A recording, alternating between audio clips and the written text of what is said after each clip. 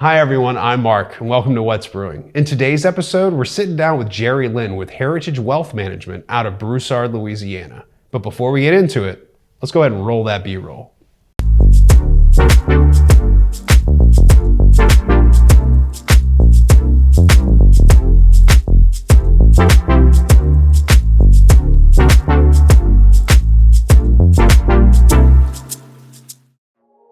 Jerry, thank you so much for sitting down with us today. Thanks for the invite. So in case people aren't familiar with you, go ahead and tell them who you are and what you do. My name is Jerry Lynn, and I am the president and CEO of Heritage Wealth Management here in Broussard. It's awesome. I love Broussard. Broussard's a great city. Yeah, it's a great place to live. So since we are talking about Broussard a little bit, because we both love the city, are you from here? Not originally, and people ask me that all the time, and I tell people I'm not really from anywhere. I was born in New Jersey, and we moved 23 times from the time I was born until my dad retired when I was 13. So really, I came to know Broussard and Acadiana right out of college.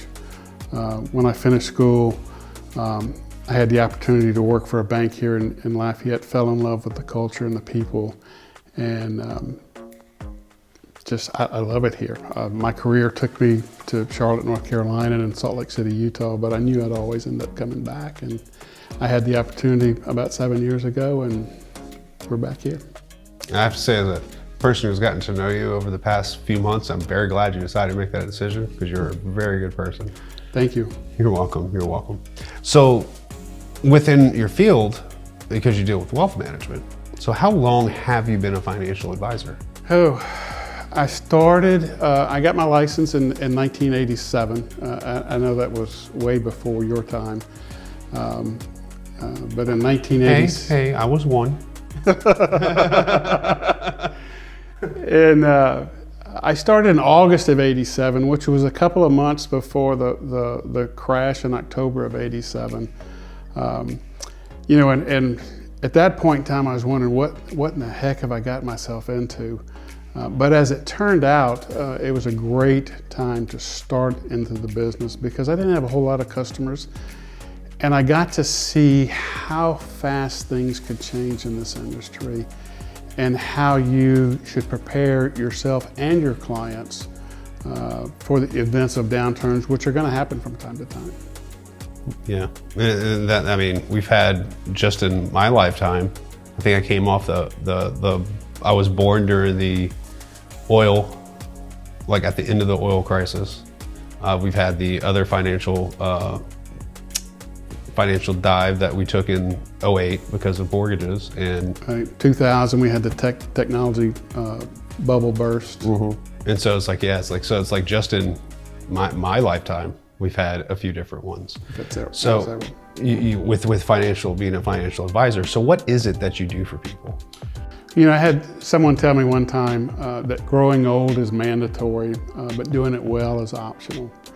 And I think that is what I like to think I do, is I help people live and retire well. That's my goal. Repeat that quote one more time. Growing old is mandatory, but doing it well is optional. So you have a choice on how you're going to live and retire. I love that. Who said that? A good friend of mine, Brent Henley, who I've been friends with since 1988. 1988? Mm-hmm. Gosh, that's a great quote. Because it's true. It's 100% true. It's all dependent on how you take action. And I think that's important. A lot of people don't take action until it's too late. And I think that's a very good quote to live by. And whoever Mr. Henley is, which I think we'll talk about him a little bit more later. We'll talk about him some more. But whoever Mr. Henley is, I'm really glad he said that to you because it is very poignant. So within what you said about helping people to retire well, so how do you go about doing that? Well, I like to tell people, through the planning process, I help individuals see the consequences of their financial decisions before they ever have to make them. So if we build a plan And in building a plan, the first thing we start off with is talking about a budget. We talk about short-term goals, long-term goals. We talk about retirement plans. And as we set goals, then we're able to put a roadmap in place such that if you decide to deviate from that plan, we can sit down and talk about it and say, okay, we can do this, but the consequences of you making this decision is going to impact these other areas of your life moving forward. So is that the best decision to make moving forward? So when it comes to like the plan that you mentioned, or like, you know, the roadmap for your future, what does something like that look like? Well, everybody's plan, everybody's roadmap is different. But the one thing I try to stress is that financial planning is not an event, it's a process. Because most people, as I talk to them about financial planning, they say, okay, we're going to put a financial plan together, boom, there it is, here's my short-term goals, my long-term goals, here's my retirement goals, here's everything that we put into place, and they think that's it. But unfortunately, life happens. And things change. So when you look at financial planning, you've got to look at it in the fact that it's gonna change. Matter of fact, I tell my clients, once we've completed their initial plan, you know, this plan's good probably for a couple of years. And then we're gonna have to go and make adjustments because you may have a child, entering college. There's a lot of things that happen in life that you've got to make adjustments for. That's very poignant. So what are some what are like 4 things that you feel that, you know, they need to keep in mind whenever they're doing that? Well, when you're looking at financial planning, there are really 5 areas that you should consider. That's investment planning, insurance planning, retirement planning, tax planning, and estate planning. Now then, I focus on investment planning, retirement planning, and insurance planning. When it comes to tax planning and estate planning, personally, I like to refer that to a professional in that field, like the CPA or estate planning attorney, and let them work on that piece of the plan. So I'm 36 years old. You know, I did start planning my retirement, but I've started planning it in the past couple of years. Usually when you're building that kind of a plan, how much should you have in terms of your retirement? You know, it really depends. It depends on what your retirement's going to look like.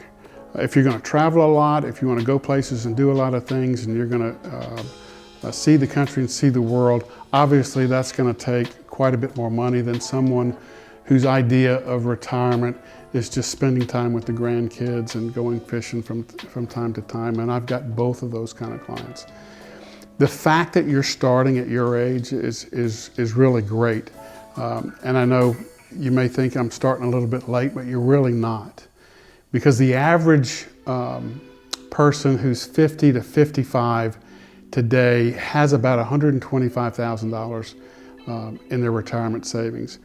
But that's not really the story, because if you look at the average, you've got high savers that can skew that number. If you look at the median number, that's about $10,000. And $10,000 in savings is not a lot. It really isn't. Not just in savings, definitely an investment in retirement. Yeah.